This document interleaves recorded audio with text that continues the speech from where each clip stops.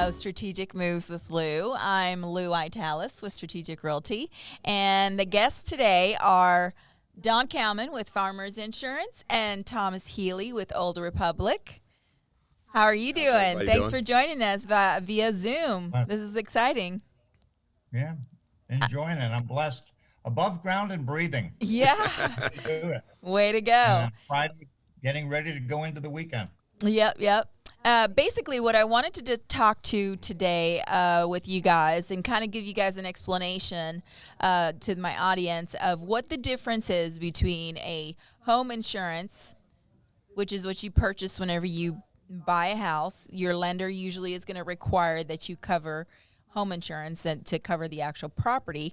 And then as an additional insurance or as an additional warranty on the items inside the house, you can get what's called a home warranty, or whenever we do the contract, it's called a residential service contract. So you want to tell us, Don, what are the specifics on a home warranty? I mean, home insurance. Home insurance policy. It's going to cover your property, your house. It's going to cover your interior, your exterior, your personal property, your general liability. Basically, it's going to cover you for acts of God, peril, rain, windstorms. So it covers tornadoes. your roof. It's going to cover your everything. Foundation. Roofs. Now foundation. Now we're talking about endorsements. Now you have Okay, so just the basics. If you have just the basics, it would be the roof, and fire coverage, vandalism, tornado, falling objects. Right, falling objects on your roof, and it'll cover any of your personal belongings, and it'll give you some general liability as far as like if you somebody gets hurt on your property. Correct. That's all going to be covered, general liability. Other people or residents? Other people who do not live there. Okay. And it's usually capped off depending on what level of you can do 100,000, 500,000, $1 million, just depending on how much you're comfortable with. Just depending on how many people you plan on hurting in your house. How much money you want to save. Yeah. And then endorsements. Explain the endorsements. Well, endorsements, like you say, foundation coverage, that's endorsement. If you want that coverage, water coverage, that's an endorsement. Mold is an endorsement. Guns is an endorsement. There's all kind of musical instruments are endorsements. So it can be designed around your personal needs, whatever home insurance. If you have a good agent, you'll sit and talk, and they can design everything you need around your policy. And usually you guys try to insure 100% of the value of the home, the replacement value. If it's being financed through a bank, most likely they're going to want replacement costs. I would always try and buy a replacement cost policy. That's because they're going to pay 100% of your loss. If you do an actual cash value policy, they're going to pay 70 to 80% of Correct. your loss. Okay. You're not going to be made whole. Right. And lenders usually don't even approve that kind of thing. Correct. So, and then my other question was about, so for instance, we just had this big freeze here in Texas. There's some people that are actually telling me that the insurance didn't cover it because they didn't have the flood insurance endorsement on their policy. But wouldn't it be considered an act of God? Well, and be covered? The snowstorm, flood insurance. Now, flood insurance, what that is, it's water coming from with outside into your home. Okay, so natural water. Right, natural water coming, right. Now, pipe insurance, your water insurance, now that's different. It's depending on your policy. If you just, some policies automatically come with water coverage and pipe coverage. Some don't. You have to add the endorsements. Okay, so that is an additional endorsement. Right. So the people that aren't getting covered for their pipes bursting damage, most likely did not have water coverage. That's not a requirement for most lenders. It should be, but no, it's not. It's not a requirement from the lenders. You just need to make sure you have somebody that's telling you the coverage that you're going to purchase. So when they come and get a quote from you, they really need to make sure that they're, getting that value, finding out what that cost really is. Right, and you should use people that you trust. Yeah. Give you the right information. Right. That's my main key. You want to trust who's talking to you. Make sure you're getting the right info. ideally what happens is that, for instance, whenever we get into contract on a house, this isn't just for like going forward once they purchase the house. This is like when the initial purchase. Right. They're gonna be, the most lenders are going to require that they pay a full year's worth of insurance in advance. And so a lot of times that's the time to shop around and try and get the lowest rate that you possibly can, but you don't want to take any shortcuts. You don't want to shortcut yourself and not add those endorsements. I mean, although you can go ahead and add those endorsements at a later date, right? Correct, but not to cover loss. Not the cover loss of. You can't have a busted pipe and then call and add that policy. And expect- Oh, yeah. No. I'm just saying, like, because I mean, when you initially buy a house, you're going to have about a $5,000 to $6,000 in closing cost. So a lot of times, I advise my clients, try shop around and get the lowest one that you can. You can always change your insurance policy later on, but just to make that initial purchase as cost effective as possible so that they have the funds available to get into this kind of transaction, I would say, leave those endorsements off for right now. You can always add it later whenever you have a little bit more money to do so. But you want to make sure to do it not when you have a damage. Correct. That's what you're saying. Right. Because if they try to do those endorsements and then claim something within 30 days, more than likely it's going to get declined. Correct, because the coverage was not there during the loss. Correct. Okay. All right. So now, Thomas, and whenever we do a contract, there is a section or a paragraph on it. It used to be 21, but we just now got new contracts. So I don't even want to lie to you, but there's a paragraph that covers a residential service contract, and that's different from a homeowner's insurance. You want to explain to us a little bit about that? Yes, the industry started around 45 years ago, and it was designed primarily to offset the expenses associated with unexpected repairs or breakdowns of equipment. So a home warranty, as they're commonly referred to, covers the working components and the systems in a home. And it's typically a 12-month contract, and it is renewable.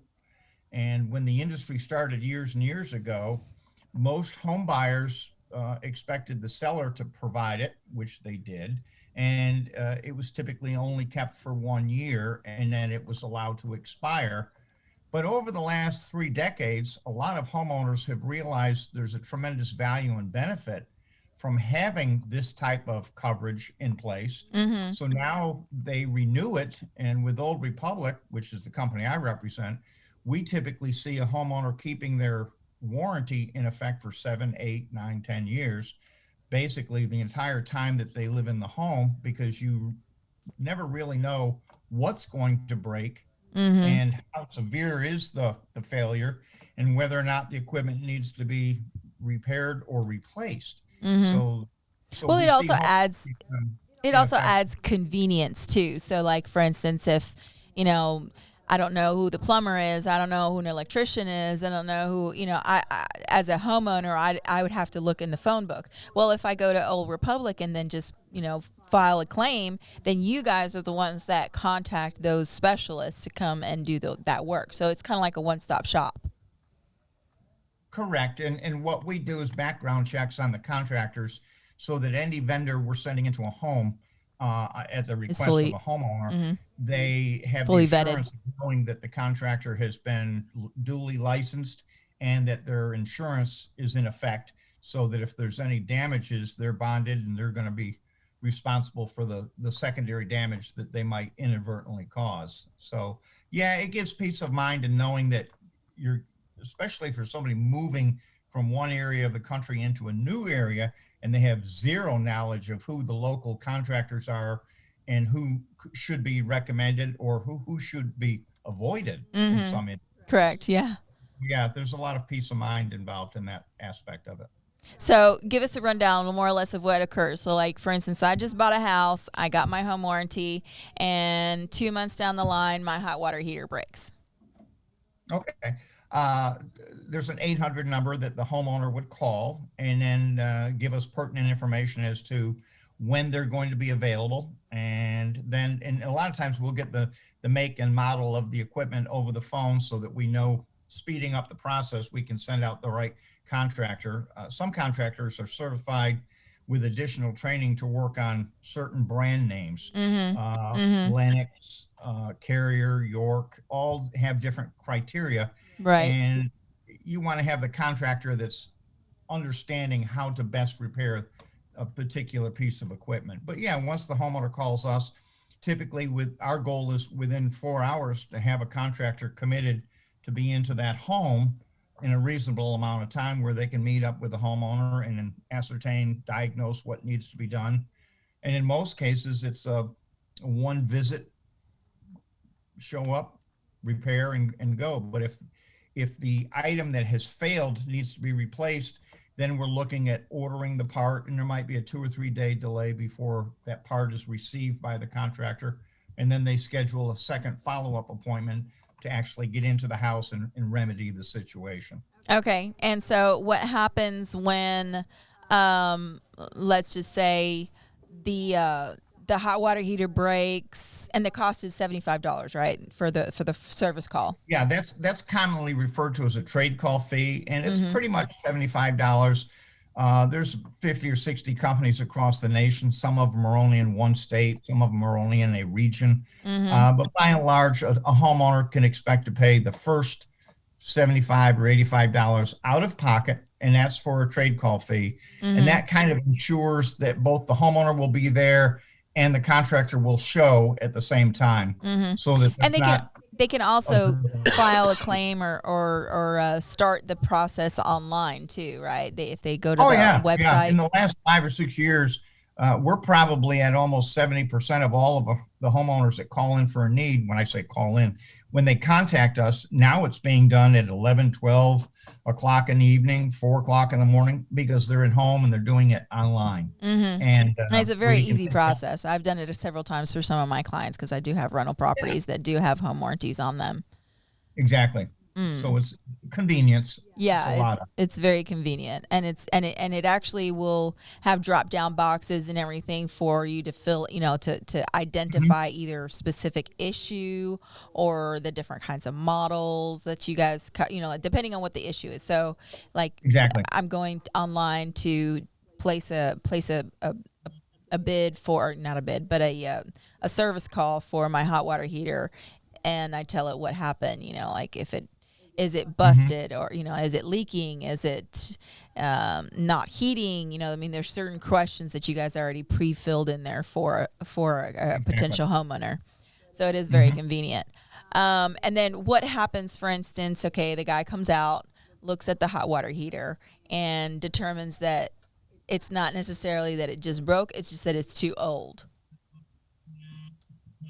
And that's a good question, because so would it be covered or not? Just like in a sporting event, both teams they both kind of rely on the call of an umpire or a referee. And in our industry, we rely on the determination or the diagnosis of the licensed contractor that's actually physically at the site, that's evaluating and diagnosing what needs to be done. So if a contractor looks at a particular piece of equipment and determines that, it's so old and worn out, it wouldn't be worth the time to repair it, then we replace it. Would it be still covered under the warranty though? As long as it was working at the time of purchase, and correct. If let's say that I got an inspection, and on the inspection it says that it's working, it would still be covered. Are there certain instances where it wouldn't be covered?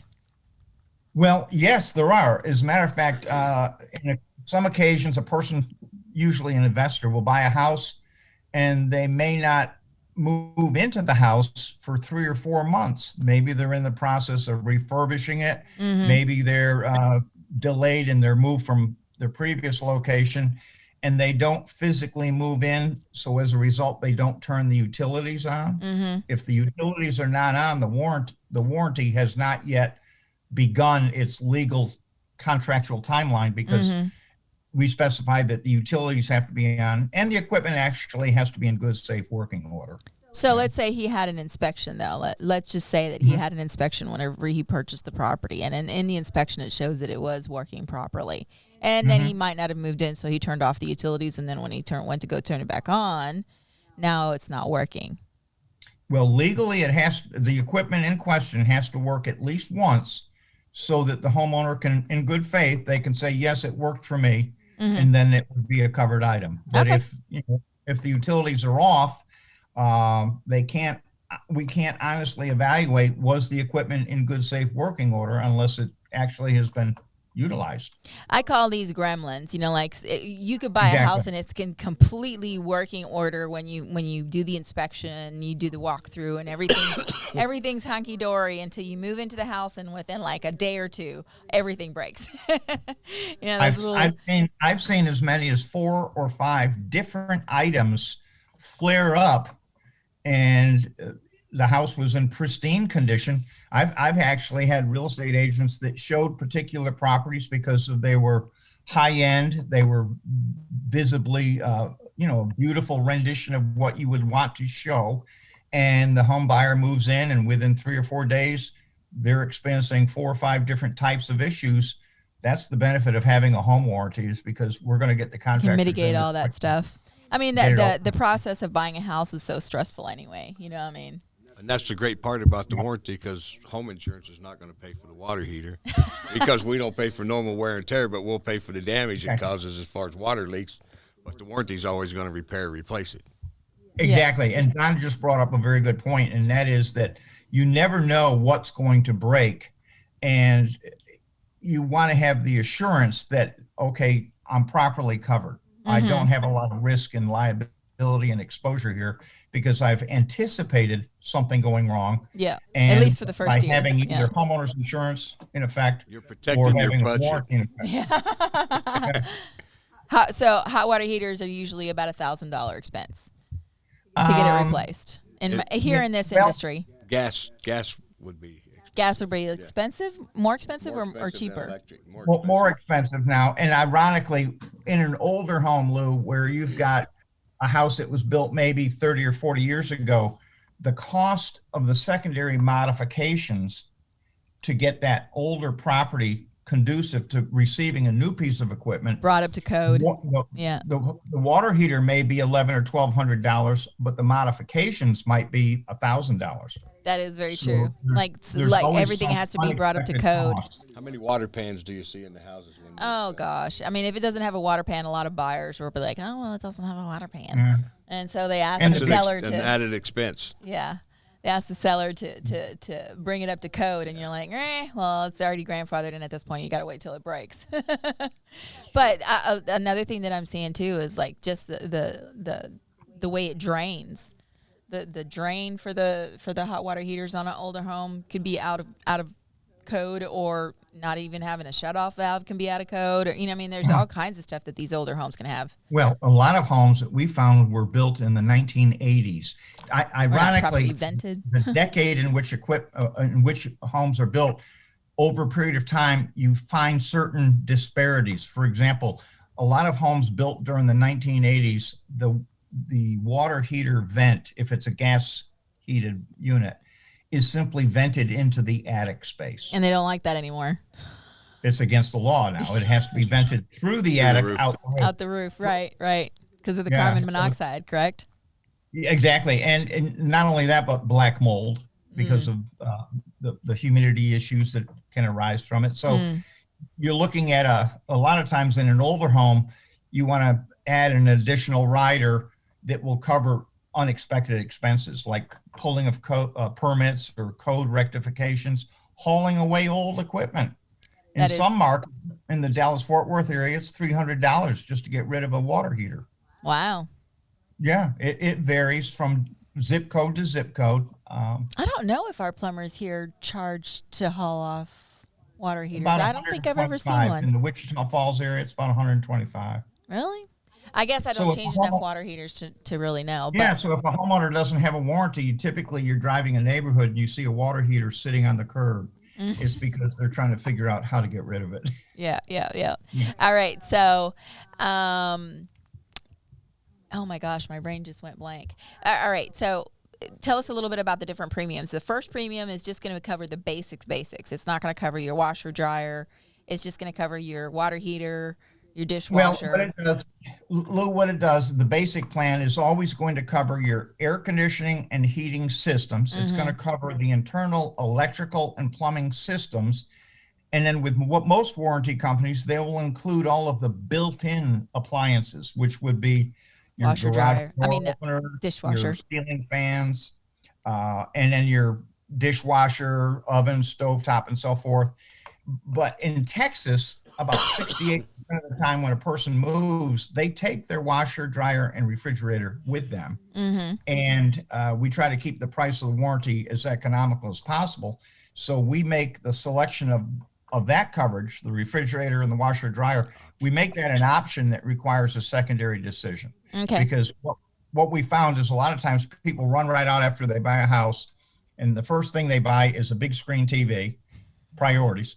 And then they turn around and buy a new refrigerator and then a new washer and dryer. So those appliances come with a manufacturer's warranty, which is good for 1 year. Right.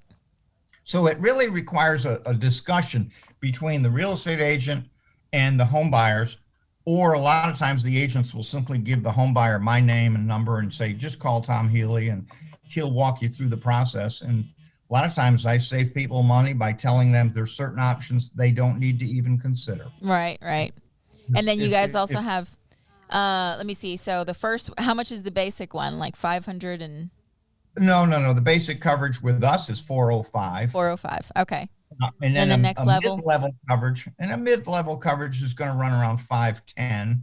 And that would typically be for a home that's maybe a decade, 12, 14 years old, up to about 30 years. And then when you get into a house that's 3 or 4 decades old, wisdom would say you probably add additional coverage, and that's going to run around 680, 690. It varies because every house is different. Yeah. And that's very affordable. Yeah, and that is affordable, and it's very worth affordable. it. Okay, here's one question that I have for myself because I'm building some new houses. Do you guys have any special, like a builder's type of home warranty?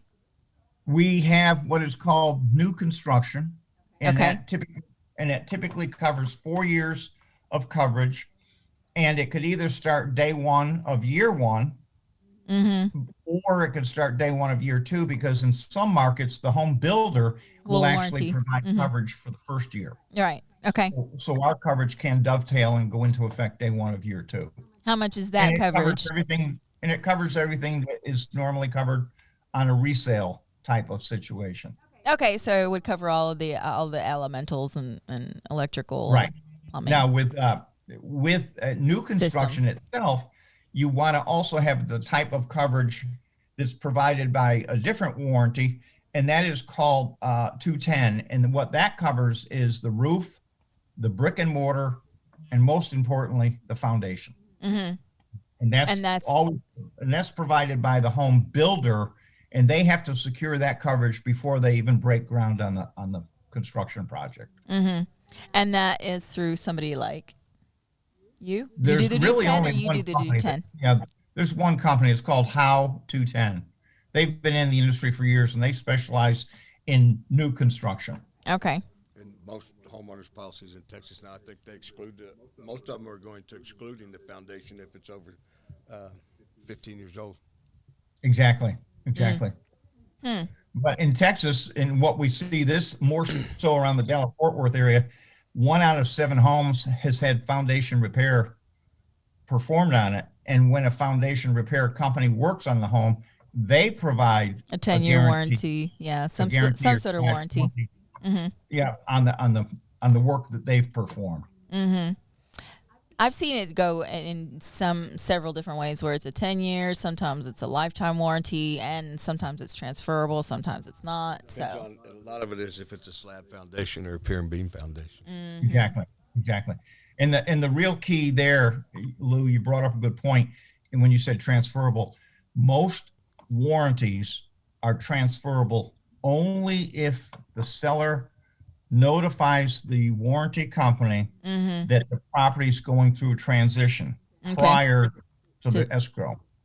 Prior After to the closing. fact, Yeah. count.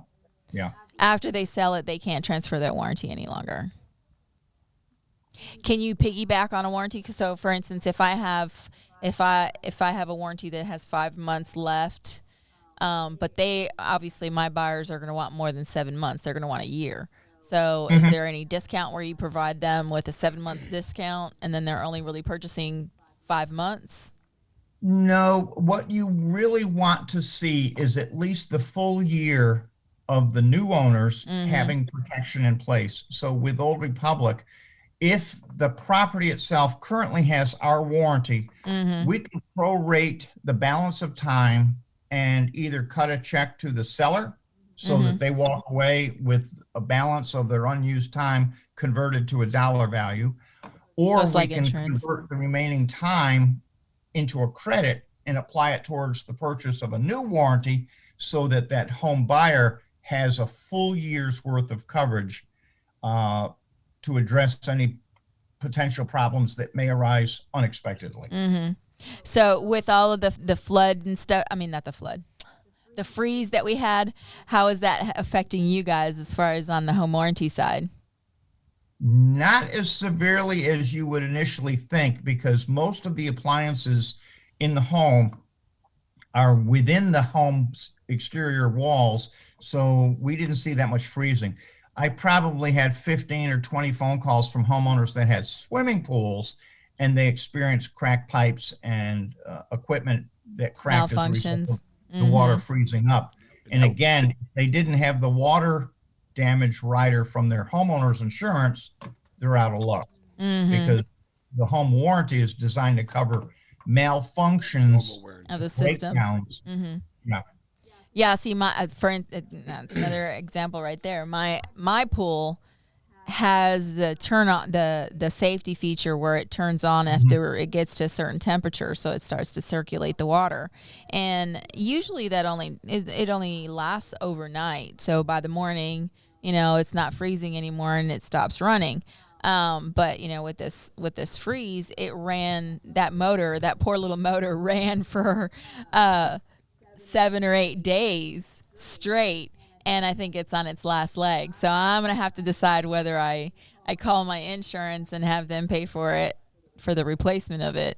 Maybe it might have ruined my pump too or something. But What triggered more damage than the freeze itself was the fact that homes were without power, so the secondary heating elements couldn't kick in. And that's when everything froze up, is because they didn't have the power to run the backup systems to keep the water from freezing. So, right. and that's why there's so many lawsuits now against ERCOT. And if you didn't have a home warranty or home insurance was inadequate, you can file a FEMA claim. Just go onto the FEMA website, and Exactly. you can file a FEMA claim for the. Does it? But it's going to depend on the state. I mean, the county too. Correct. Correct. Now, Wichita County was approved, but Archer County was not. That's crazy, but that's what it is. Weird. So far. Yeah. And then also, I mean, I another thing that I'm seeing too is whenever they're doing these new constructions, there's one client that I had that he built all of his water heaters, or he had an actual outside access to his hot water heater and his AC unit. And because he had it outside the home, outside the square footage, it didn't get heated. And so his hot water heater busted. Yeah, those even are though he didn't lose electricity. tankless water heaters. Yeah, even though he didn't lose electricity, the water heater busted. And so now he's got water all under his foundation, and it's just a mess. And it's a brand new build.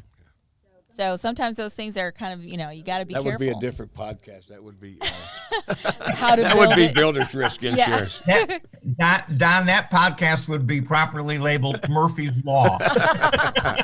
Yeah. What happens when you don't have good force majeure insurance? That's true. Yeah. All right. Well, I appreciate you guys coming and joining us, and Appreciate the invite. Absolutely. Did you have anything else that you It's wanted been to my cover? pleasure. No, I'm good. We got everything out of you that we Got can get everything you? out of me. And this is Don Cowman with Farmers Insurance. You want to tell them your phone number so they can reach you if they need to? 940-691-2768. All right. And then and then we got Tom Healey here with Old Republic Home Warranty. And go ahead. And the best way to reach me is by my cell phone, which is 817-675-5555. 9777.